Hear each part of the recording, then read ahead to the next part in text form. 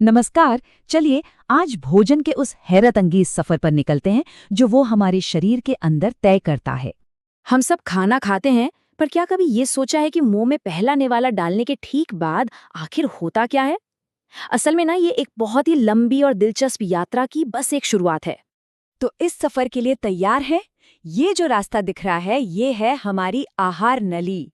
ये मुंह से शुरू होती है और शरीर के दूसरे छोर तक जाती है। और क्या आप यकीन करेंगे, इसकी लंबाई 6 से 9 मीटर तक हो सकती है। जी हाँ, चलिए इसी रास्ते पर भोजन के एक निवाले का पीछा करते हैं और देखते हैं कि उसके साथ क्या क्या होता है। हमारी इस यात्रा का सबसे पहला स्टॉप जाहिर है हमारा मुंह है। पाचन की पूरी कहानी यहीं से शुरू हो जाती है, ठीक उसी पल जब भोजन हमारे मुंह में आता है। और यहाँ एक बहुत ही मजेदार बात होती है। पाचन का काम 2 तरीकों से एक साथ शुरू होता है। पहला है यांत्रिक, मतलब भोजन को चबाकर छोटे छोटे टुकड़ों में तोड़ना, और दूसरा है रासायनिक, जो हमारी लार यानी सलाइवा के जादू से होता है। यांत्रिक पाचन के असली हीरो तो हमारे 32 दांत हैं।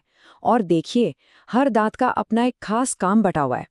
जो सामने के 8 कृंतक दांत हैं वो काटने के लिए हैं। नुकीले 4 रदनक दांत भोजन को फाड़ने के काम आते हैं, और पीछे के अग्र चवर्णक और चर्वणक दांत उसे अच्छी तरह चबाने और पीसने का काम करते हैं। सच में एक बेहतरीन टीम वर्क है ये। और रासायनिक पाचन की कमान संभालता है ये एंजाइम लार अमाइलेज। इसे आप एक तरह की आणविक कैंची समझ सकते हैं, जो मुंह में ही कार्बोहाइड्रेट्स को काटना शुरू कर देती है। और एक हैरान करने वाली बात बताऊं, हमारा शरीर हर दिन लगभग 1.5 लीटर तक लार बना सकता है। अच्छा, तो चबाने और लार में मिलने के बाद भोजन अब एक नरम से गोले में बदल जाता है, जिसे बोलस कहते हैं। फिर हमारी जीभ उसे पीछे की ओर धकेलती हैं और ये पहुंच जाता है ग्रासनली में। यहाँ मांसपेशियां लहरों की तरह सिकुड़ती और फैलती हैं। इस हरकत को क्रमाकुंचन कहते हैं, और इसी की मदद से भोजन पेट की तरफ बढ़ता है। अब हमारा सफर पहुंचता है अगले पड़ाव पर, हमारा आमाशय यानी पेट। ये जो जे शेप का अंग है ना, ये पाचन का एक बहुत ही जरूरी स्टेज है। हमारा पेट सिर्फ एक थैली नहीं है, बल्कि एक कमाल का केमिकल प्लांट है। इसमें अलग अलग तरह की कोशिकाएं होती हैं। जैसे पार्श्विका कोशिकाएं बहुत तेज एसिड बनाती हैं। मुख्य कोशिकाएं वो एंजाइम बनाती हैं जो प्रोटीन को पचाता है। और जी कोशिकाएं एक हार्मोन बनाती हैं जो इस पूरी प्रक्रिया को कंट्रोल करता है ना कमाल? दिलचस्प बात यह है कि पेट में हर तरह का खाना एक ही स्पीड से नहीं पचता। कार्बोहाइड्रेट्स सबसे जल्दी करीब 2-3 घंटे में आगे बढ़ जाते हैं, जबकि फैट्स यानी वसा को पचने में सबसे ज्यादा वक्त लगता है। इस पूरी प्रक्रिया के बाद भोजन काइम नाम के एक गाढ़े लिक्विड जैसे मिक्सचर में बदल जाता है।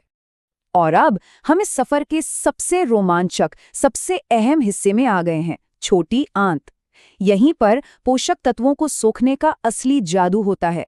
कोई अंदाजा लगा सकता है कि छोटी आंत कितनी लंबी होती है? पूरे 7 मीटर। जी हाँ, 7 मीटर्स। ये इतनी लंबी होती है कि हमारे पेट में फिट होने के लिए इसे किसी नूडल की तरह गोल गोल घूम कर रहना पड़ता है। लेकिन बात सिर्फ लंबाई की नहीं है। इसकी अंदरूनी बनावट में इतनी सिलवटें, विलाई और माइक्रोविलाई होती हैं कि इसका सरफेस एरिया फैलकर लगभग 30 वर्ग मीटर तक हो जाता है, मतलब एक छोटे स्टूडियो अपार्टमेंट के बराबर। और ये सब इसलिए ताकि शरीर ज्यादा से ज्यादा पोषक तत्वों को सोख सके। वैसे छोटी आंत के भी 3 हिस्से होते हैं और हर एक का अपना स्पेशल काम है। पहला हिस्सा ग्रहिणी, पाचन की तैयारी करता है। बीच का हिस्सा अग्रक्षुदांत्र ज्यादातर पोषक तत्वों को सोखता है। और आखिरी हिस्सा क्षुद्रांत्र विटामिन B12 जैसी खास चीजों को सोखने का काम पूरा करता है। लेकिन ठहरिए, छोटी आंत ये सारा काम अकेले नहीं करती। उसे एक सपोर्ट क्रू से मदद मिलती है। ये वो अंग हैं जिनमें से खाना गुजरता तो नहीं है, पर ये पाचन के लिए बहुत जरूरी रस बनाते हैं। इस सपोर्ट क्रू के 3 मेन मेंबर्स हैं, यकृत यानी लिवर, पित्ताशय यानी गॉल ब्लैडर और अग्नाशय यानी पैंक्रियास। ये तीनों पर्दे के पीछे रहकर छोटी आंत की जबरदस्त मदद करते हैं। हमारा लिवर पित्त या बाइल बनाता है, जो पित्ताशय में स्टोर होता है। इसका काम बहुत ही दिलचस्प है। ये वसा पर ठीक वैसे ही काम करता है जैसे बर्तन धोने वाला साबुन तेल या घी पर करता है। मतलब ये वसा के बड़े बड़े गोलों को नन्ही नन्ही बूंदों में तोड़ देता है। और फिर आता है अग्नाशय, जो एक पावरफुल एंजाइम कॉकटेल बनाता है। इस जूस में हर तरह के पोषक तत्व, प्रोटीन, कार्बोहाइड्रेट और फैट सबको पचाने के लिए स्पेशल एंजाइम होते हैं। ये एक तरह का all in one digestive juice है। चलिए अब अपनी यात्रा के आखिरी चरण पर चलते हैं, बड़ी आंत। यहाँ पर फोकस पोषक तत्वों को सोखने से हटकर पानी को बचाने और बचे खुचे कचरे को ठिकाने लगाने पर शिफ्ट हो जाता है। बड़ी आंत, जो करीब 1.5 मीटर लंबी होती है, उसका मुख्य काम है बचे हुए पदार्थ से पानी को वापस सोख लेना। ये शरीर के लिए पानी बचाने और आखिर में बेकार कचरे को शरीर से बाहर निकालने का एक बहुत ज़रूरी काम करती है। तो जरा सोचिए, खाने का एक साधारण सा निवाला ही उस ऊर्जा और कच्चे माल में बदल जाता है, जिससे हमारे शरीर की खरबों कोशिकाएं बनती हैं और चलती हैं। ये पूरी प्रक्रिया सच में अद्भुत है।